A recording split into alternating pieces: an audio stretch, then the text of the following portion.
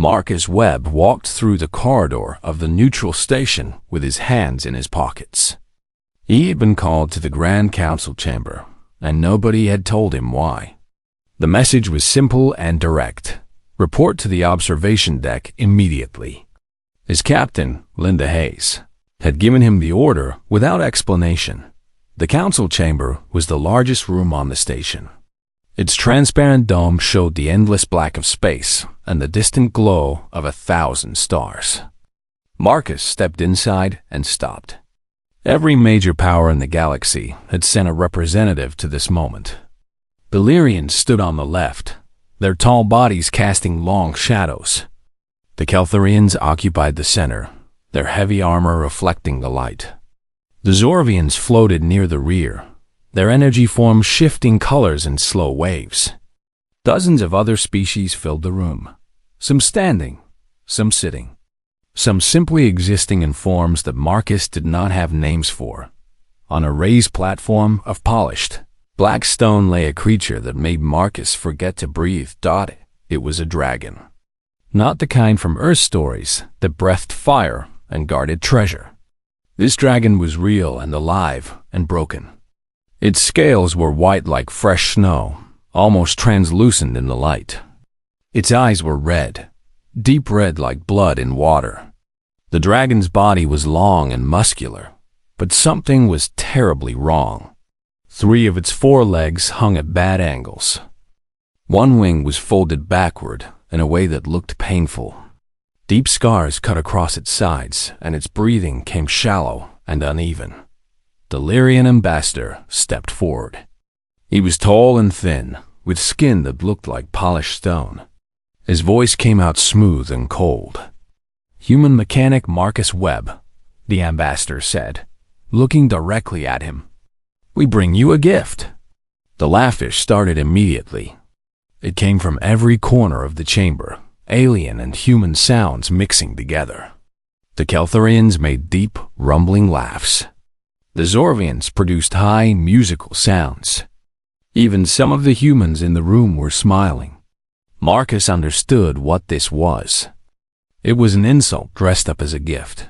The ambassador continued speaking over the laughter. "This is one of our sacred dragons. We named them the Children of Lyra, creatures of perfect design.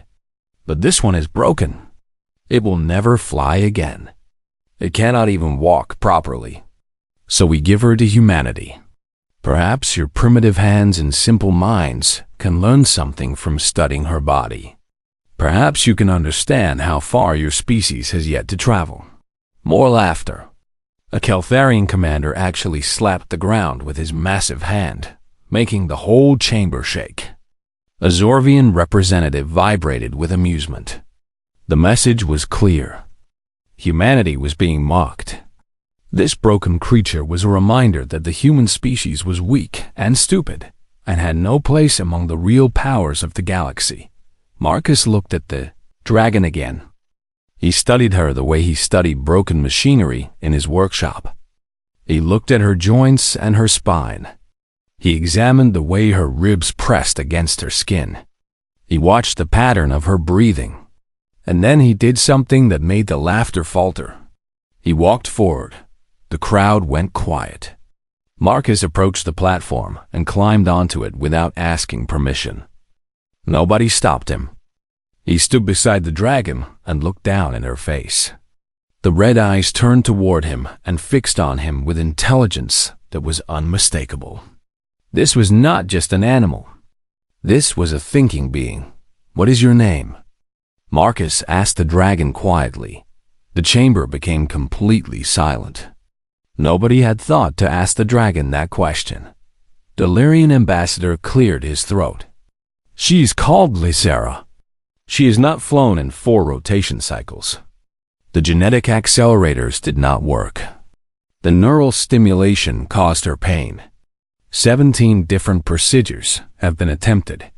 She's beyond saving. We are merciful in giving her to your people." Marcus did not look away from the dragon's eyes. "I will fix you," he said, speaking directly to the creature. "I do not know how yet. I do not know if I can succeed. but I will try. You have my word. Lysera made a sound. It was not a roar or a scream. It was something quieter, something that sounded like hope mixed with pain. The dragon's head turned slightly, and her chin rested against Marcus's leg.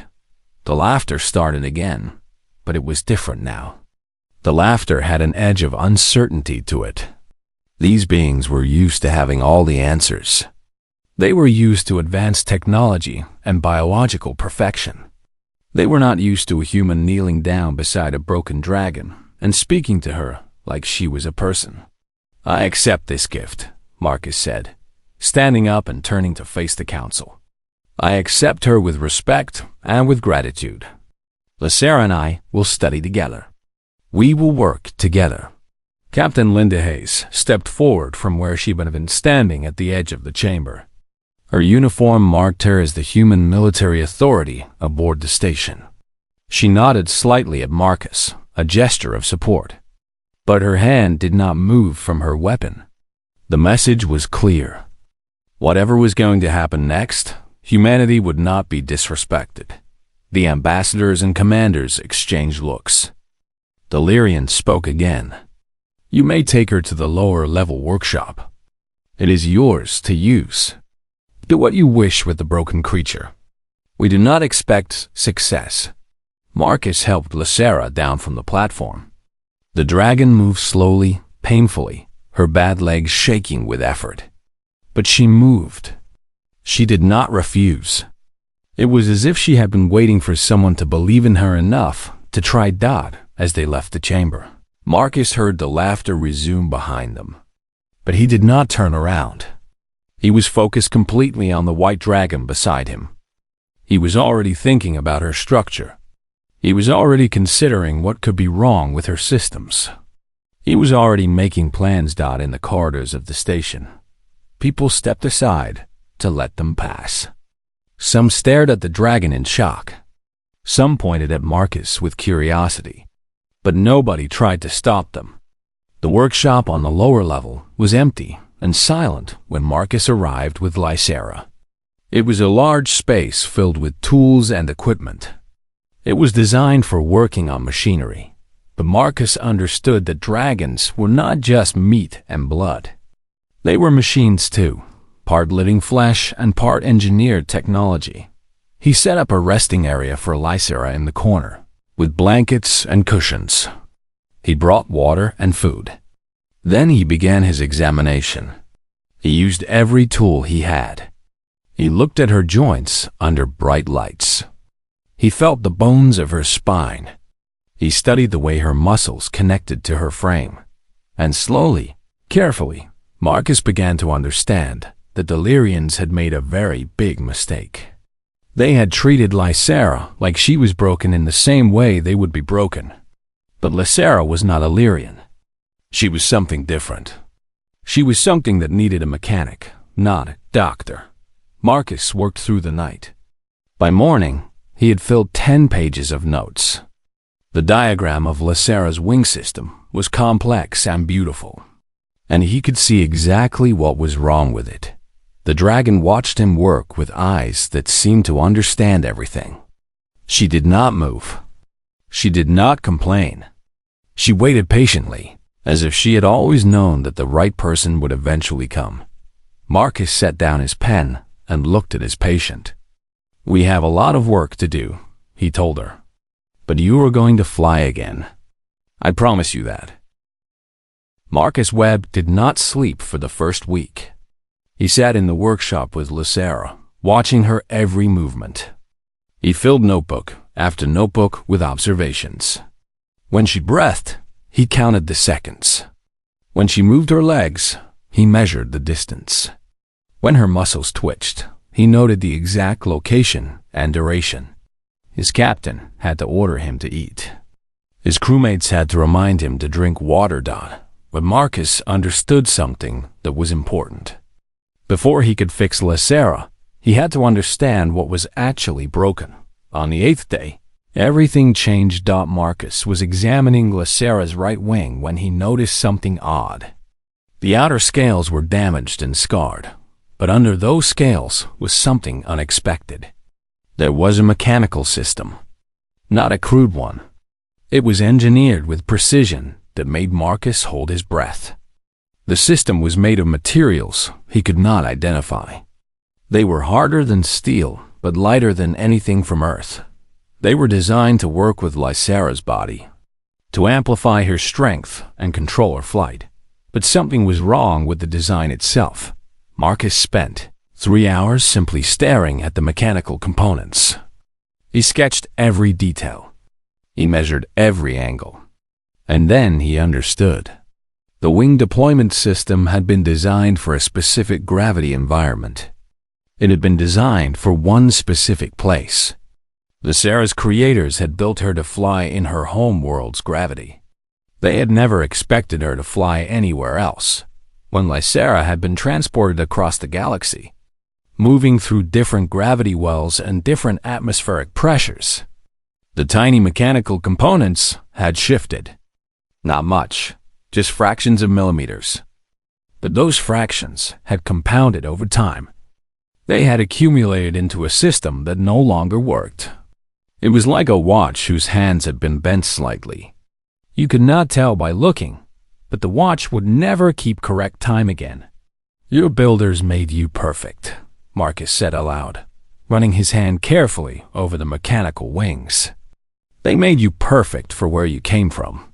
But they never thought about what it would mean if you had to fly somewhere else. They built you for only one world." Lysera made that soft sound again. It was not words, but Marcus heard understanding in it. Marcus left the workshop for the first time in 8 days and found Captain Hayes in the command center. The captain was reviewing reports when he arrived. She looked up and studied his face carefully. "You look like you have not slept," she said. "I have not," Marcus replied. "But I have discovered something important." The Lyrians did not understand what was wrong with Lysera. They tried to fix her the way they would fix themselves, with genetic accelerators and neural stimulation and procedures that are too complicated to understand. But they were looking for the wrong kind of broken. Captain Hayes leaned back in her chair. She was experienced in listening to her crew. "Tell me what you found." Marcus explained everything. He talked about the gravity environments and the mechanical systems. He described how tiny shifts could accumulate into complete failure. He explained that Lysera needed a mechanic, not a biologist. "Can you fix it?" Hayes asked. "I do not know," Marcus said honestly. "The technology is not something I understand completely. But I think I can try. I think I can build something that will work for her here, in this place, in this gravity. It might not be the same as what the Lyrians designed. It might be something completely different. But it could work." Captain Hayes nodded slowly. "Then you should go back to work. I will make sure you have access to any equipment you need from our supplies." Marcus returned to the workshop and began the difficult process of removing Lysera's damaged wing components. It was delicate work that required his complete attention. One mistake could injure the dragon permanently. But Lysera remained patient.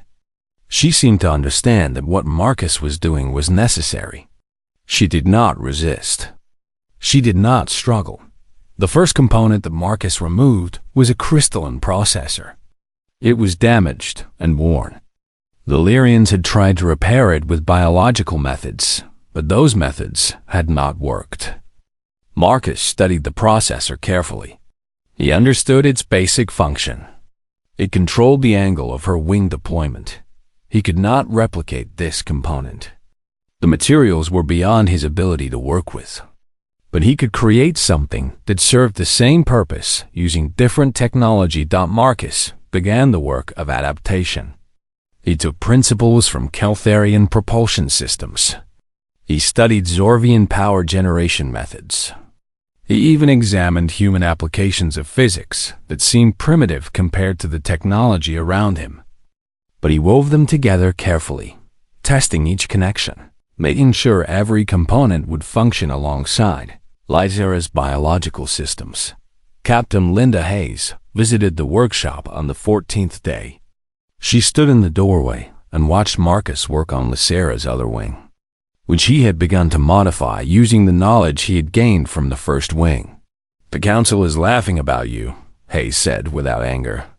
"They are making jokes about the human who believes he can understand alien technology. They say you are wasting time trying to resurrect something that died with honor already." Marcus did not stop his work. "Where do they laugh?" "In closed chambers," Hayes replied. "The laughter is becoming quiet. Some of them are taking bets on how long you will continue this work before you admit failure." "Then let them laugh," Marcus said. "The laughter of people who are afraid sounds different from real humor.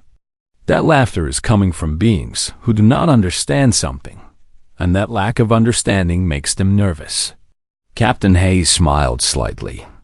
"Will you succeed?" Marcus looked at Lysera.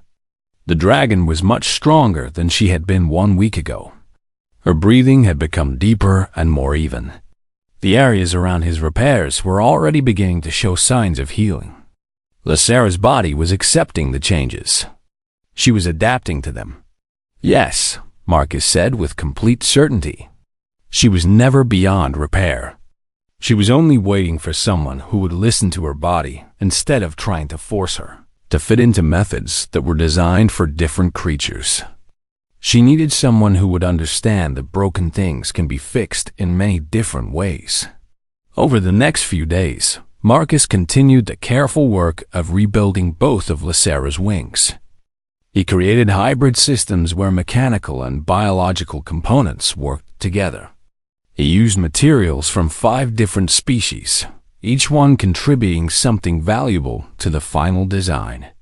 He paid attention to every detail because Lysera's life depended on his accuracy. Lysera grew noticeably stronger as he worked. The dragon began to move around the workshop with increasing confidence. She climbed onto equipment that had previously been too high for her to reach. She walked to the far corner of the workshop and back, testing her strength. By the end of the 4th week, Marcus had completed the modifications to both of Lysera's wings.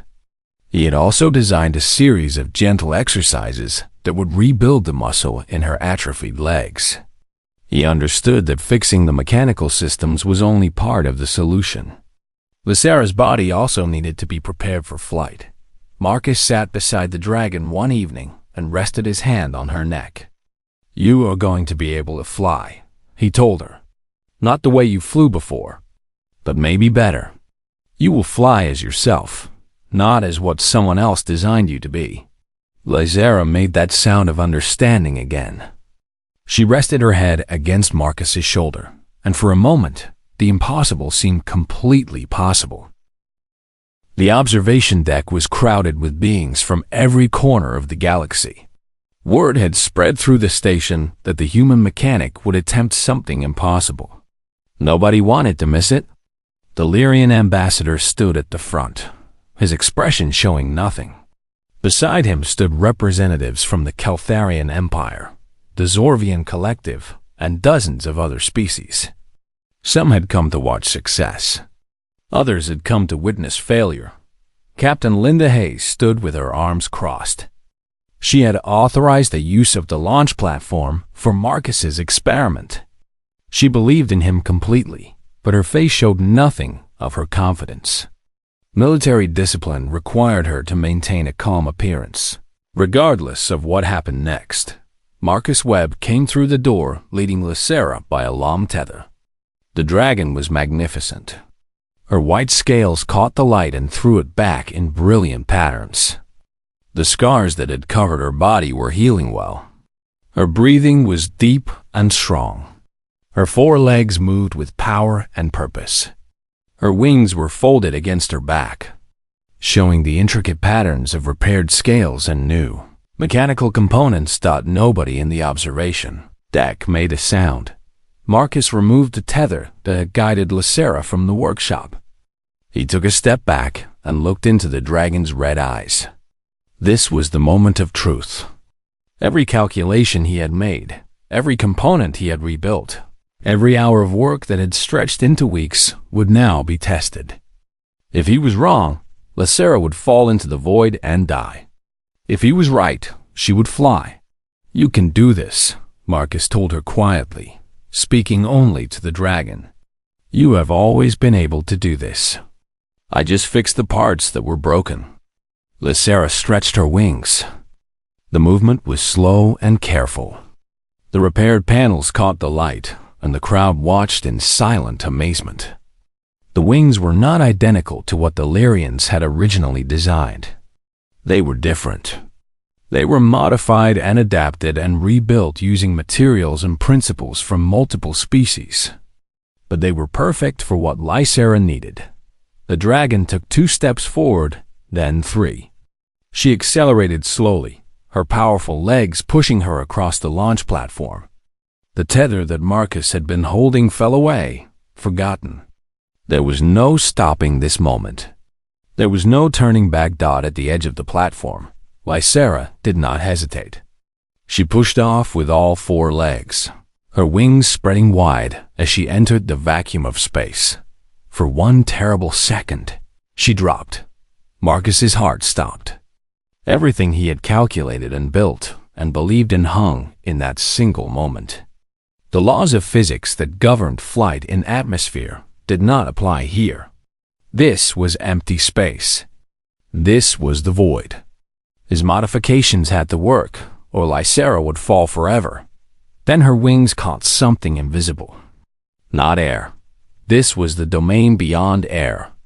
This was a space where only advanced technology and biological engineering could create lift. Lysera's wings found that invisible force, and she banked upward. The dragon climbed with increasing confidence. Her body moved through the vacuum with grace that seemed impossible. She spiraled higher and higher, her white scales reflecting the starlight. She was no longer falling. She was flying. The observation deck erupted into chaos. The Lyrians were shouting in their own language, sounds of shock and disbelief mixing together. The Keltharians were making deep, booming calls that shook the floor. The Zorvians changed colors rapidly, their energy forms vibrating with excitement. Other species from races that Marcus could not even identify were expressing emotions that transcended language. They were witnessing something they had not believed was possible. A human technician slapped Marcus on the shoulder, gripping his arm hard. Captain Hayes had moved forward, her eyes fixed on the white speck that was Lysera, growing smaller and smaller as the dragon flew higher. "You did it," Hayes said. And for the first time, emotion showed clearly in her voice. "You actually did it." But Marcus was not watching the crowd. He was watching Lysera. He was looking at the way she flew with perfect control. He was studying her wing angles and her speed. He was making sure that his repairs were holding correctly, that the hybrid systems he had created were functioning as he had designed them to. Everything was perfect. Lysera flew for hours. She climbed above the station into the deeper reaches of space. She dove and rolled, testing every aspect of her new abilities. She flew in patterns that suggested joy, that suggested freedom, that suggested a being experiencing something for the first time in years. At sunset, when the nearby star began to dim and the station's artificial lighting increased, Lysera returned. She glided gracefully toward the launch platform, descending with the control of a being who had never been broken at all. The dragon landed softly, her wings folding against her back with precision that showed how completely her body had adapted to the repairs. Lysera walked directly to Marcus and lowered her massive head. Her red eyes looked into his, and in that moment, Marcus understood something fundamental. This was not a creature expressing gratitude to a mechanic. This was a being acknowledging another being who had seen her broken and had believed completely that she could be whole again. The dragon rested her head against Marcus's shoulder, and his hand came up to stroke the smooth scales of her neck. The Lyrian ambassador stepped forward. His face still showed no emotion, But something in his body had changed. His posture was different. His movements carried a weight that had not been there before. "You have accomplished what we could not," the ambassador said. His voice was calm, but there was something underneath the calm. Something like recognition. Something like respect. "I did not accomplish anything alone," Marcus replied. He did not take his hand away from Lysera's neck. "She did the flying. I only fixed the broken parts so she could do what she always wanted to do." "Nevertheless," the ambassador continued, "this is unexpected from a human. Your species is young among the stars. Your technology is basic compared to ours. Your biological understanding should be primitive. And yet you have done what we could not do with all our knowledge and all our power." Captain Hayes stepped forward to stand beside Marcus. "Humans listen," she said. "We understand that things break in different ways. We understand that the best solution is not always the one that seems the most advanced. And we understand that sometimes you have to be willing to question everything you think you know." The Lyrian ambassador seemed to consider her words carefully.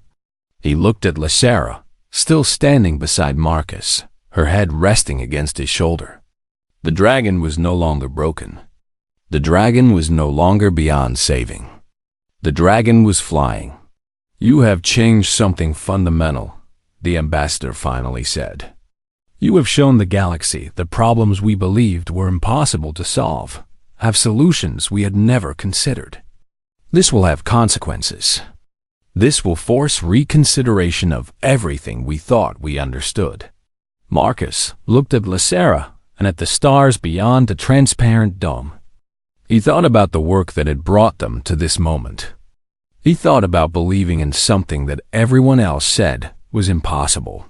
"Then let the galaxy reconsider," he said. "Lysera deserved the chance to fly. And now she is flying." The white dragon lifted her head and turned her red eyes toward the stars, as if already planning her next flight into the infinite darkness beyond. The station descended into political chaos in the days following Lysera's flight. The laughter had stopped completely. What remained was tension and uncertainty and careful calculation. Every major power in the galaxy had begun to question what the success of a human mechanic meant for their own position in the political and technological hierarchy of the stars. The Lyrian ambassadors summoned Marcus to the council chamber 4 times in 2 days. During the first summons, the ambassadors demanded that Marcus explain his modifications in complete detail. They wanted to understand every component, every connection, every decision he had made. They brought technical experts from their species to examine Lysera and document what had been changed. Marcus cooperated fully. He did not hide anything. He showed them his notes. He explained his reasoning. He answered every question they asked, but he refused to replicate the modifications or to agree that they should be reversed. "Lysera has agreed to keep my repairs," Marcus told the council simply. "She is stronger now than she has ever been. She flies with complete control. The modifications are not harmful to her. There is no reason to reverse them. These are Lyrian creations," the ambassador argued. "They are our property. We decide what happens to them. We have the right to restore them to their original condition." "Lysera is not property," Marcus replied. "She is a living being, and she is choosing to keep my modifications. That is her choice to make." The second summons came the next day. This time, the ambassadors were different. They came with offers instead of demands. They offered Marcus wealth beyond measure if he would share the complete details of his modifications with them. They offered him position and authority within their government. They offered him access to technology and knowledge that had been kept secret from other species for thousands of years. Marcus declined every offer. "My modifications were created for Lysera," he explained. "They might not work for other dragons. Every individual creature is different. Every situation is different. I cannot simply copy what I did here and apply it everywhere else. Then teach us your methods, a different ambassador said. Teach us how to think about problems the way you do. I did not do anything special, Marcus told them. I listened to what the creature needed. I paid attention to the actual problem instead of assuming I already knew what was wrong. I built solutions using whatever materials and knowledge were available. That is not a secret method. It is simply honesty and work. The third summons came with veiled threats. If you do not cooperate, the Lyrian ambassador said, his voice still calm but carrying an edge like a blade drawn slowly from its sheath, we will retrieve what is ours. The dragon is our property, created by our technology, designed according to our specifications. We have every legal right to take her back and to do with her what we see fit. Captain Linda Hayes stepped forward from where she had been standing at the edge of the chamber. Her uniform marked her as the military authority aboard the station. Her hand did not move to her weapon, but everyone in the room understood what it meant that she was standing beside Marcus.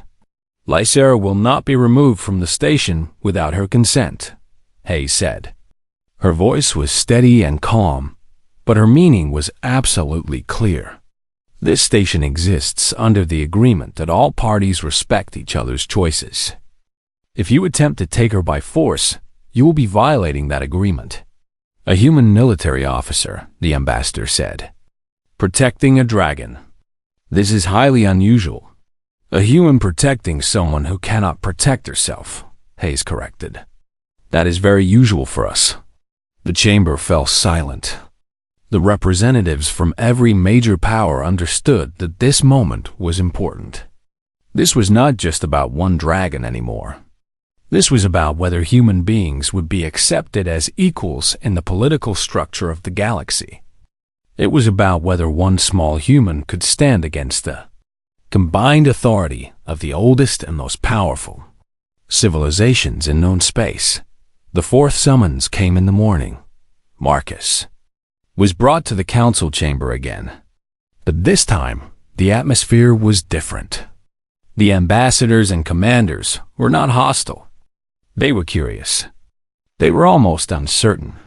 We have a question, the Lyrian ambassador said. It is a question that we do not wish to ask, because the answer will create complications. But we must ask. The dragon chooses you. The dragon remains with you by choice rather than by force. Is this correct? Marcus nodded. Yes, Lysera has chosen to remain with me and to keep my repairs. Then, according to the ancient laws, the ambassador continued, a dragon may choose its rider. This is the old compact between dragons and those who serve them. A compact that existed before any government structure. A compact that is older than history itself. I am not sure I understand, Marcus said carefully.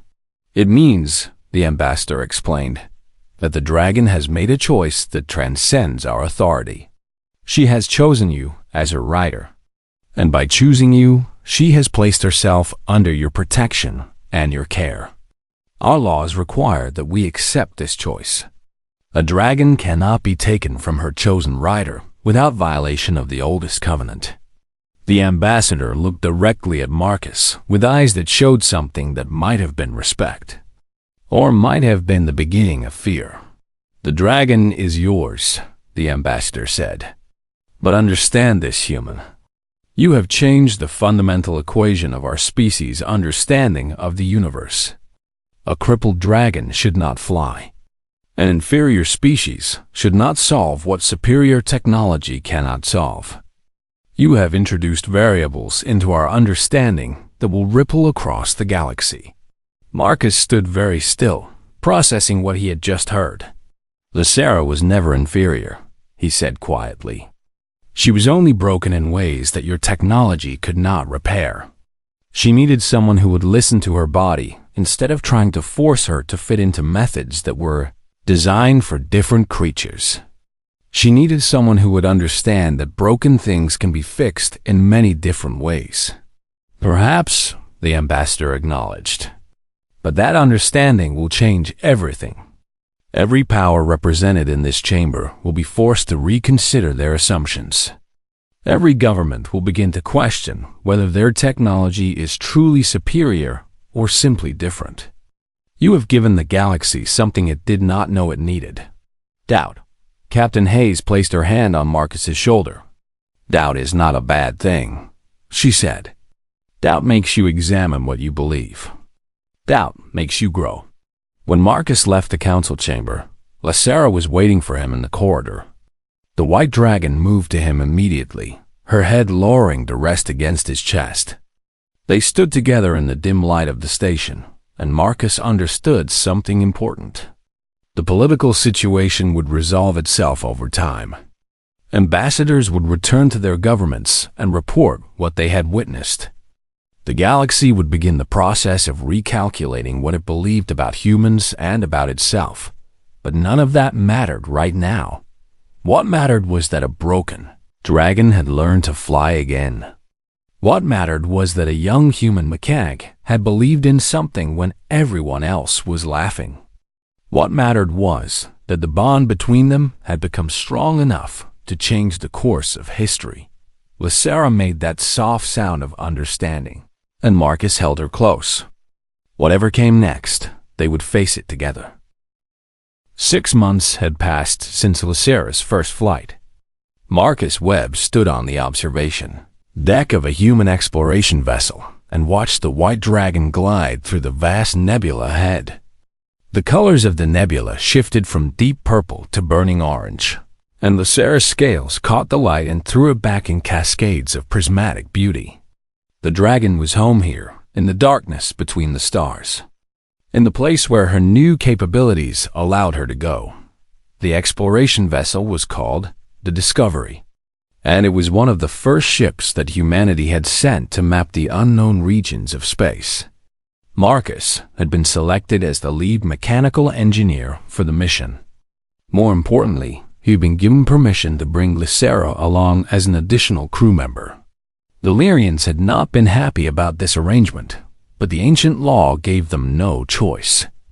A dragon could not be separated from her chosen rider. Captain Linda Hayes walked onto the observation deck and stood beside Marcus. She had been promoted to the command of this vessel, a recognition of her political skill in negotiating the complicated arrangement that had made the mission possible. How is she adjusting? Hayes asked, watching Lysera fly through the nebula. Better than any of us could have hoped, Marcus replied. She is stronger every day. The hybrid systems I created are adapting to her body. She is integrating new technologies naturally. The scientific community is still debating what you did, Hayes said. The journals have published 17 papers analyzing your modification techniques. Every engineering program in the human fleet is now teaching your methods as a standard approach to problem solving. Marcus watched Lysera complete a complex maneuver through a cloud of stellar dust. I did not invent anything new, he said. I only borrowed principles that already existed and combined them in new ways. Exactly, Hayes said. That is what makes it revolutionary. The advanced civilizations never considered borrowing from inferior species. They never thought that combining techniques from multiple sources could produce something better than any single source could create alone. You proved them wrong. A message appeared on Hayes's communication device. She read it quickly and then turned to Marcus with a strange expression on her face. The Lyrian Council has made a formal request, she said. They want you to consult on the rehabilitation of 5 more dragons. All of them are considered beyond help. All of them are broken the way Lysera was broken. They want you to attempt to repair them. Marcus looked back at Lysera. The dragon was performing lazy circles through the nebula, moving with perfect control through a space that should have been impossible for anything biological to navigate. Tell them yes, Marcus said. Tell them I will help them. Tell them we will need a full workshop aboard the vessel. Tell them I will need access to their biological archives. Tell them I will need time and resources and patience." Captain Hayes smiled. The Lyrian ambassador already implied something else, she said. They said that refusing the dragon's chosen human would now be treated with the same weight as refusing the dragon herself. In other words, it would be considered a violation of the ancient law. Marcus laughed, a sound that was rare for him. "So Lysera is protecting me now." "In a way," Hayes agreed. "But you earned that protection by believing in her when everyone else was laughing." Over the next few months, Marcus worked with the Lyrian scientists to bring the 5 broken dragons aboard the Discovery. Each dragon had a different problem. One had paralyzed wings like Lysera, but caused by a different mechanical failure. One had a damaged neural system that prevented coordination between her body and her mind. One had been injured so badly that her biological components were rejecting her mechanical systems. But Marcus approached each dragon the way he had approached Lysera. He listened to their bodies. He studied their structures. He paid attention to their specific needs rather than assuming he already knew what was wrong. And slowly, carefully, he built repair systems that were different for each individual creature. The Lyrian scientists watched his work with growing understanding. They began to see that his success was not based on superior knowledge. It was based on willingness to listen and to adapt and to accept that multiple solutions could exist for the same problem. The political landscape of the galaxy began to shift. Other powers began to examine their assumptions about technology and superiority. The Keltharians started a research program to investigate how their propulsion systems could be adapted using principles from other species. The Zorvians began consulting with human engineers on hybrid energy systems. Governments that had believed themselves untouchable started to reconsider their positions, but none of that interested Marcus as much as the dragons. By the time the Discovery reached the outer edge of the known galaxy, all 5 broken dragons had been repaired. They flew with Lysera through the nebulas and around the strange stellar phenomena they encountered during their exploration. They carried the same human engineers and scientific teams on their backs, helping to reach places that no ship could navigate. They became ambassadors for the new way of thinking about problems and solutions. One evening, Marcus sat on the observation deck with Lysera resting her head on his lap. The dragon was older now. The scars of her original injuries had faded. She had become powerful and confident. She had become herself. "You have started a revolution." Lysera did not say these words because dragons did not speak in human language. But Marcus understood her meaning perfectly. Their bond had grown so strong that sometimes words were not necessary. "No," Marcus replied aloud. "You started it by choosing to get better. I just helped you remember that you could." Lysera made that soft sound of understanding. It was a sound that Marcus heard every day now, from multiple dragons in multiple locations. It was becoming the sound of hope and healing across the galaxy. Captain Hayes found him there, watching the white dragons sleep under the infinite light of distant stars. "The Lyrian Council wants to know if you would consider a permanent position," Hayes said. "They want to rebuild their entire approach to dragon care. They want you to establish a research center where dragons can be treated using your methods." "And what do you think I should do?" Marcus asked. "I think you should continue what you are doing," Hayes replied. "I think you should help as many broken creatures as possible. I think you should keep showing the galaxy that compassion and patience and careful listening are as powerful as any advanced technology." Marcus looked at Lysera, sleeping peacefully, her white scales luminous in the starlight. He thought about the day she had been given to him as an insult. He thought about the laughter of the council. He thought about everyone who had believed she was beyond help. "Tell them yes," Marcus said. "Tell them I will help establish a research center. But tell them I will do it with Lysera." Tell them that any dragon program has to be built on respect for the individual creature. Tell them that we have to listen before we can heal. Lysera opened one red eye, and Marcus saw understanding in that single eye. The dragon knew. Somehow, she had always known that this was where their journey would lead. Not to fame or recognition or advancement for Marcus, but to a place where broken things could be made whole again. A place where the impossible became possible simply because someone believed enough to try. The stars stretched out before them, infinite and patient. And somewhere among those stars, other broken creatures were waiting for someone to believe in them. Marcus, Webb, and Lysera had found each other. Now it was time to help others find their way to healing as well.